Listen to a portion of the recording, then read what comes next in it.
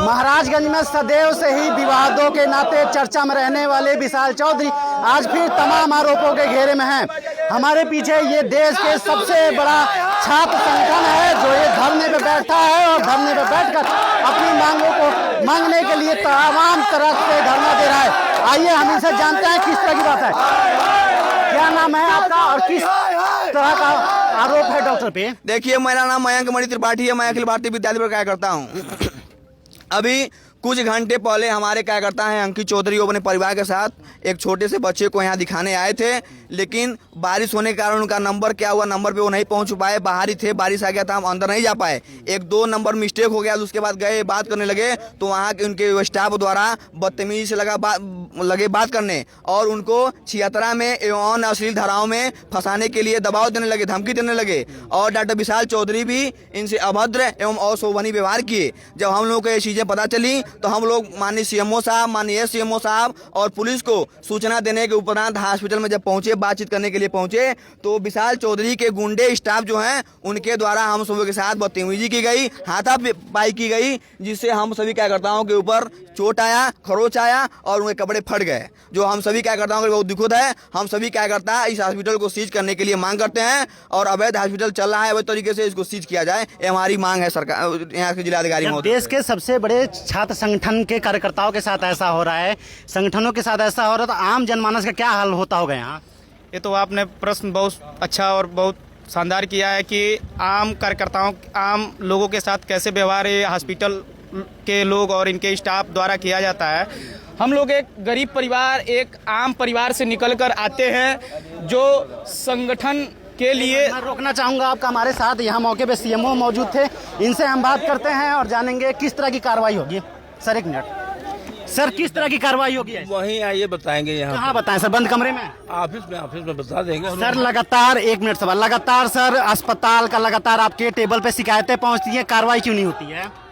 कार्रवाई तो हो रही है, ऐसी बात नहीं। क्या कार्रवाई, कड़ी कार्रवाई? अभी देखिए एक नर्सिंग होम सीज हुआ है। कौन सा नाम बताएं? कौन सा जनता था, कौन सा था? सील नहीं किया गया, रजिस्ट्रेशन रद्द किया गया। हाँ, तो रजिस्ट्रेशन रद्द किया गया। उसी तरीके से जो है वो कार्यवाही जांच करा करके की जाएगी और जो भी दोषी रहेगा उसका बिल्कुल रजिस्ट्रेशन सील होगा और रजिस्ट्रेशन रद्द किया जाएगा। ऑपरेशन और अस्पताल जो है वो सील भी किया जाएगा। ये छात्र, ये कार्यकर्ता हैं जो यहाँ गुंडा कह रहे हैं डॉक्टरों को, आखिर किस कारण, क्या इनकी ऐसी परिवेश है, क्या ऐसा व्यक्तित्व है इनको गुंडा कहा जा रहा है? इसको हम आकर इसका जांच करवाएंगे। जांच करवाने के बाद में जो भी दोषी रहेगा उसके खिलाफ कार्रवाई। इससे पहले एक छोटा नवजात बच्चा मर गया तो उस पर क्या कार्रवाई हुई थी? उसकी जांच चल रही है। आप लोगों को जाना है ना उसमें। हाँ, अभी कितने महीने सर जांच चलेगी? ये कोर्ट बना रखे हैं आप लोग, जांच के नाम पे तारीख पे तारीख, जांच पे जांच करते रहते हैं, लेकिन जांच पूरी नहीं होती। एक ही काम नहीं होता है ना। इसी जैसे अभी देखिए डॉक्टर राजेश द्विवेदी की माता जी एक्सपायर हो गई, 13 दिन वो डिस्टर्ब हो गए, तो जिसकी वजह से जो कमेटी और मेन नोडल वही है, उनके पास सारा रिकॉर्ड है।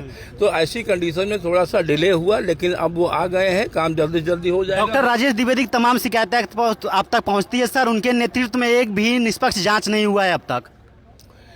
नहीं, जैसे देखिए अभी सोनौली में तमाम सर पत्रकारों पे ही आरोप लगाने लगते हैं कि बार विज्ञापन के लिए लोग काम कर रहे हैं, अस्पतालों का खबर चला रहे हैं। ऐसा सर एक पत्रकारों के साथ ऐसा व्यवहार क्या अशोभनीय है कि शोभनीय है? नहीं, ये अशोभनीय है। अगर इस तरीके की चीज होती है मैं उनसे पूछता हूँ, उनके खिलाफ कार्रवाई करेंगे कि ये चीज मीडिया के बारे में उनको गलत बयानबाजी करना ये बहुत गलत है और उनके खिलाफ कार्रवाई। सर देश का सबसे बड़ा छात्र संगठन है, ये धरने पे बैठे हैं, जमीन पे बैठे हैं, फर्श पे बैठे हैं, इनकी व्यथा जानकर क्या कार्रवाई करेंगे आप? इसकी मैं जांच कराऊंगा और जांच कराने के बाद में दोषी पाए जाने के बाद हॉस्पिटल का रजिस्ट्रेशन जो है वो भी हम रद्द करेंगे। ये सील किया जाएगा हॉस्पिटल। जो भी उचित से उचित कार्रवाई होगी, कड़ी से कड़ी कार्रवाई की जाएगी। ये हमारे साथ सीएमओ डॉक्टर श्रीकांत शुक्ला थे, जिन्होंने बताया कि अगर ये गलत आरोपों में ये गलत साबित होते हैं तो इनको भी कड़ी कार्रवाई की जाएगी और जेल में भेजा जाएगा। क्या कह रहे थे अपनी पूरी बात? आए 3 ग्राहकों के साथ आप जैसे कि देख रहे हैं, हम सभी एक गरीब परिवार से निकलकर और एक बहुत विश्व के बड़े संगठन में हम लोग कार्यकर्ता के रूप में कार्य करते हैं। आए दिन ऐसे घटना जिले में होती रहती है जो संज्ञान में नहीं आ पाती हैं, लेकिन कभी कभी जब अपने संगठन के कार्यकर्ताओं के साथ ऐसा दुर्व्यवहार किया जाता है, तो कहीं ना कहीं हम लोग के लिए यह बहुत एक निंदनीय और समाज के लिए अशोभनीय है। और इससे बड़े अगर सीएमओ साहब इस हॉस्पिटल को सीज नहीं करते हैं तो इससे बड़े आंदोलन के लिए हमारी पूरी संगठन बाध्य होगी। और सीएमओ साहब और डॉक्टर विशाल चौधरी, यह मिली भगत नहीं चलने वाली है जिले में। आप गलत काम कर रहे हैं, इसके लिए आपको सीएमओ साहब को और डॉक्टर विशाल चौधरी के मिली भगत से जो गेम चल रहा है ये चलने नहीं दिया जाएगा, क्योंकि ये विद्यार्थी परिषद का संगठन है। जहां हम लोग धरना देने बैठते हैं वहां कार्रवाई कराकर हम लोग आते हैं। इसके लिए क्या मांग है? देखिए, हमारी मांग यही है कि हमारे कार्यकर्ताओं के साथ, हम विद्यार्थी परिषद कार्यकर्ता हैं, ऐसी अशोभनीय घटनाएं के साथ घट जा रही है। हमारे गरीब घर के बच्चे जो आते हैं और लोग यहाँ पर दवा कराने के लिए आते हैं, अगर वो दवा कराते आते हैं तो कुछ सोच के जाता है कि डॉक्टर है, डॉक्टर को भगवान माना जाता है। और डॉक्टरों द्वारा कहा बोलते हैं कार्यकर्ताओं को जो है अशोभनीय कहा बोलते हैं बातें की जा रही है, ये बहुत ही गलत है, क्योंकि इसकी कार्रवाई होनी चाहिए। हम माननीय जिलाधिकारी से हम अनुरोध करते हैं। ये कार्यकर्ता है, एक मिनट, क्या हुआ? ये कार्यकर्ता है, क्या हुआ था? ये कपड़े कैसे फटे हैं? कपड़े कैसे फटे हैं? देखिए, जब हम लोग आए उनसे बातचीत कर ले तो वो लोग हम लोग अभी आसानी से बात कर रहे थे, तब तक डॉक्टर विशाल चौधरी द्वारा पोषित दलाल आकर के हम लोगों से लगे बातचीत कर ले। डॉक्टर विशाल चौधरी के द्वारा एक दलाल, डॉक्टर विशाल चौधरी ने एक दलाल को अपने केबिन से बाहर भेजा। वो दलाल आकर के लगा हमारे प्रांत संयोजक महकमणी त्रिपाठी और सभी कार्यकर्ताओं का कॉलर पकड़ने और सब पे हाथापाई करने। उसके बाद हम लोग का शर्ट पकड़ कर लोग फाड़ दिए और बम्बू बांस लेकर के सबको दौड़ा करके मारने का भी कार्य लोगों ने किया।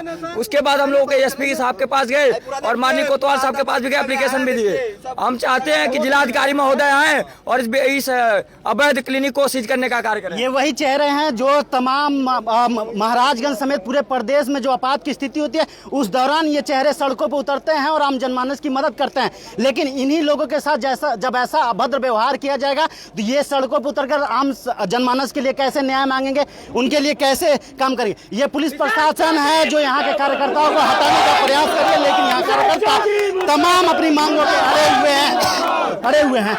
आप ये देखेंगे, ये एक बड़ा अस्पताल, चमचमाता हुआ अस्पताल दिख रहा है। यहाँ की ये अस्पताल की एक एक ईंट जिला अस्पताल में किए गए अवैध कमाई से बनाई गई है। यहाँ की एक एक ईंट जिला अस्पताल में गरीब मरीजों से जो प्राइवेट की दवाएं लिखी जाती थी उन पैसों से ये एक एक ईंट रखी गई है।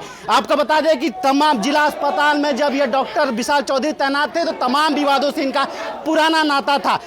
तमाम आम जनमानस व गरीब ग्रामीणों को चैम्बर में बंद करके मारना, इसके अलावा तमाम गरीब ऐसे बच्चे भर्ती थे जिस दौरान पति पत्नी को मारना, तमाम ऐसे आरोप इन पर लगाए गए थे। आप देख सकते हैं ये पूरा परिसर भरा हुआ है। यही आम जनमानस है जो अपने अच्छे स्वास्थ्य के लिए यहाँ जांच कराने आते हैं और अपने बच्चे के जांच कराने आते हैं। लेकिन इन्हीं में से किन्हीं 1, 2, 3, 4 लोगों के साथ लगातार आए दिन हाथापाई होती है और मारपीट होती है। मारपीट के बाद उक्त डॉक्टर के विरुद्ध कभी कार्रवाई नहीं हुई। कार्रवाई के नाम पर केवल हिल्ला हवाली किया गया है। हम जानेंगे डॉक्टर से किस तरह का आरोप लगा है डॉक्टर साहब? रघुवर नाम है आपका? विवाद आरोप लगा, आप मारपीट किया है। अब कैमरा देख लीजिए कौन मारपीट किया है, कैमरा में स्पष्ट हो जाएगा कि मारपीट किया। अखिल भारतीय विद्यार्थी परिषद के जो मयंक त्रिपाठी अध्यक्ष हैं वहाँ आने पर हमारे स्टाफ को मारना चालू किया है। हमारे पास वीडियो रिकॉर्डिंग भी है। आप भी मारपीट किए हैं? नहीं सर, मेरा नहीं हुआ है। यहाँ पे आके वो लोग मारना स्टार्ट कर दिए हैं, उनको समझा। 1 वर्ष या 2 वर्ष पहले जिला अस्पताल के NICU वार्ड में आपके द्वारा एक गरीब परिवार के पति को मारा जा रहा था। इसकी वीडियो मेरे पास अभी वर्तमान में मौजूद है। और शिकारपुर का वो मुस्लिम समुदाय का व्यक्ति था जिन्हें जो कार्रवाई के नाम पर मानवाधिकार तक पहुंचा, लेकिन आप लोग के रसूख के आगे वो हार मान गया। नहीं, ऐसा कुछ नहीं है। वीडियो दिखाऊं मैं आपको? वीडियो की बात नहीं है, ऐसा कोई बात नहीं थी, कोई कर्मचारी नहीं थे। आप कौन है ये बताइए? पत्रकार हूं। डॉक्टर साहब से मिला भी गया था, कुछ रकम मांगी गई थी। हमारे साथ डॉक्टर विशाल चौधरी हैं। सर, आरोप लगा है की बात छोड़िए, आपने मुझसे 5 लाख रुपए की डिमांड की थी। कब? अप्रैल में? नहीं, बता रहा हूँ, मार्च में। हाँ, वीडियो रिकॉर्डिंग रखा हुआ है। अरुण नाम है मेरा। वीडियो बना भाई, 5 लाख रुपए इन्होंने मांगा था, इनकी वजह से मैंने नौकरी छोड़ा है। इनकी वजह से मैंने नौकरी छोड़ा। इन्होंने 5 लाख रुपए की डिमांड किया था। तो सर कार्रवाई के नाम पे नहीं, आप 5 लाख रुपए मांगेंगे ना हमसे। हाँ, तो 5 लाख रुपए आपने हमसे मांगा था ना। रंगदारी के लिए रंगदारी मांगेंगे तो आप रंगदारी मांगते हैं। मैं रंगदारी नहीं मांगा। पत्रकार के नाम पे गरीबों को लूटते हैं। ठीक है मैंने लूटा। आप कार्रवाई के लिए कोतवाली प्रार्थना पत्र दिए क्यों नहीं? पैसा आपने मांगा है। कार्रवाई के नाम पे कोतवाली प्रार्थना पत्र क्यों नहीं दिए? कोतवाली प्रार्थना पैसा मांगते हैं। कार्रवाई के लिए प्रार्थना आप पैसा मांगते हैं, हर बात पे पैसा मांगते हैं। ठीक है, पैसा मांगता हूँ। कोई रिकॉर्ड है, साक्ष्य है, कोई रिकॉर्ड है, साक्ष्य है, क्या है? रिकॉर्ड में दूंगा ना। बिल्कुल दीजिए। हमारे सामने मांगा गया था 5 लाख रुपया। मैं मांगा था तो आप लोग कार्रवाई के लिए कोतवाली में 5 लाख रुपया मांगा गया था। कोतवाली प्रार्थना पत्र क्यों नहीं दिए? एकदम लूटता है, खाली लूट मजाक रखते हैं। कोतवाली में प्रार्थना पत्र क्यों नहीं दिए? इनके बाद कोतवाली में प्रार्थना पत्र से कड़ी कार्रवाई किया जाए। वो भी आए हैं, वो भी पैसा मांगते हैं। कोतवाली में प्रार्थना पत्र क्यों नहीं दिए? सर जवाब तो दीजिए। कोतवाली में प्रार्थना पत्र क्यों नहीं दिए? क्यों आप लोग विरोध? मारपीट कीजिए, कार्यकर्ता गरीबों से मारपीट कीजिए, ऊपर से आरोप लगाइए। पैसा मांगते हैं आप लोग। कार्रवाई के लिए प्रार्थना पत्र क्यों नहीं दिए सर? हो गया। 5 लाख रुपया मांगा गया था इनके द्वारा। ये डॉक्टर साहब हैं, जब हम इनसे सवाल कर रहे हैं तो ये उल्टा बेबुनियाद आरोप लगा रहे हैं, जिसका किसी प्रकार का ये धक्का देते हुए नजर आ रहे। इनके स्टाफ है जो पत्रकारों के साथ अवैध व्यवहार कर रहे हैं, वो आम जनमानस के साथ किस तरह व्यवहार करेंगे? ये वही विशाल चौधरी है जिनके ऊपर जिला अस्पताल में तैनाती के दौरान तमाम आरोप लगे। बाहरी तमाम महंगे दवाएं लिखना और गरीब मरीजों और गरीब आम जनमानस के साथ मारपीट करना, तमाम ऐसे आरोप लगे। लेकिन कार्रवाई के नाम पर केवल हिल्ला हवाली की गई। इनसे सवाल जब किया गया, सर देश की सबसे बड़ा संगठन यहाँ धरने में बैठी है, आपने उनके साथ मारपीट क्यों किया, क्या आरोप लगाए? तो इस पे ये पत्रकारों पे बेबुनियाद आरोप लगाते रहे। जिस तरह से आरोप इन्होंने भारत के सबसे बड़े छात्र संगठन के कार्यकर्ताओं पे लगाया कि क्षेत्र में फंसा देंगे, उसी तरह ये पत्रकारों पे रंगदारी का आरोप लगा रहे हैं। ये ऐसे डॉक्टर हैं जो लगातार आम जनमानस के साथ मारपीट करते हैं और इनके द्वारा जो गुंडे भर्ती किए गए हैं इस धवल चिल्ड्रन हॉस्पिटल में, वो लगातार गरीब मरीजों के साथ मारपीट करते हैं। एक मामला बीते 2-3 माह पुराना है, जहां एक नवजात 25 साल भर की बच्ची मर गई है, लेकिन उस परिवार के साथ यहाँ भी अभद्रता किया गया। परिवार ने जब न्याय मांगा तो स्वास्थ्य विभाग के यही सीएमओ हैं, यही एडिशनल सीएमओ हैं, जो उस परिवार को इस डॉक्टर विशाल चौधरी के बीच मध्यस्थता कराते हुए मैनेज का खेल खेलते हैं। लेकिन अब देखना यह दिलचस्प होगा कि भारत का सबसे बड़ा छात्र संगठन जो फर्श पे बैठा है, धरना दे रहा है, जो लगातार आपात की स्थितियों में आम जनमानस का सहयोग करता है, उनके साथ इस तरह की अभद्रता हुई, इस प्रकार किस तरह की कार्रवाई की जाएगी या फिर यह पूरा मामला ठंडे बस्ते में डाल दिया जाएगा? अरुण कुमार, वीडियो जर्नलिस्ट किशन गुप्ता के साथ, महाराजगंज।